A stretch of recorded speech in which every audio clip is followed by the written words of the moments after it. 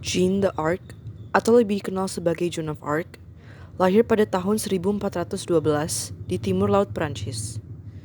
Ia anak dari seorang petani, Jacques d'Arc, di perbatasan Kabupaten Bar dan Lorraine di desa Domremy.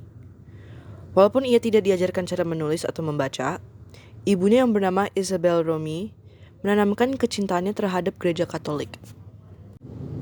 Saat 1419, tahta Prancis sedang direbutkan oleh Dauphin Charles dan Raja Inggris Henry ke-6. Desa Domremy berada di perbatasan sisi Dauphin dan Anglo-Burgundia, sekutu Henry VI. Sebab itu, penduduk desa harus meninggalkan rumah mereka karena ancaman Burgundia. Lalu, pada 1428, Joan pergi dari desa Domremy ke Vaucouleurs untuk menemui benteng terdekat yang tetap setia pada Dauphin. Dia meminta untuk bergabung pasukan Dauphin, tetapi Joan, yang masih berumur 16 tahun saat itu, ditolak. Joan mencoba lagi untuk bergabung pasukan Dauphin pada 1429. Kali ini, ketegasannya membuatnya dihormati oleh pasukan-pasukan lain dan kapten juga. Ia akhirnya diperbolehkan untuk pergi ke Chinon memakai baju laki-laki bersama 6 pasukan lainnya. Saat Joan sampai di istana Dauphin Charles, Joan bertemu dengan Charles dan memohon untuk ikut berperang dengan Inggris. Charles bersikap skeptik dan memerintahkan Joan untuk diinterogasi otoritas gerejawi di hadapan Jean Duc d'Alencon, kerabat Charles.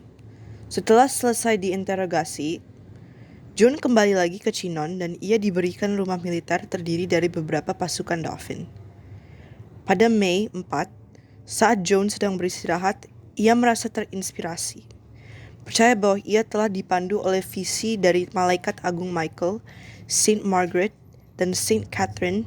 Ia menyerang dan menghabiskan benteng-benteng Inggris dan membangkitkan semangat para Prancis. Kemenangan ini membuat Charles diangkat sebagai Raja Prancis dengan Joan di sisinya. Setelah penobatan Charles, Joan berpartisipasi dalam pengempungan di Paris yang gagal. Perannya dalam kekalahan ini mengurangi kepercayaan kaum Prancis terhadapnya. Pada 1430, Joan akhirnya ditangkap oleh pasukan Burgundia. Setelah ia gagal melarikan diri, Joan diadili oleh Uskup Pierre Cauchon. Ia dituduh menyinggung dengan mengenakan pakaian laki-laki, bertindak dari setan, dan menolak untuk menyerahkan dirinya kepada penghakiman gereja. Dia dinyatakan bersalah dan dibakar di tiang pancang pada tanggal 30 Mei 1431, saat ia berusia sekitar 19 tahun.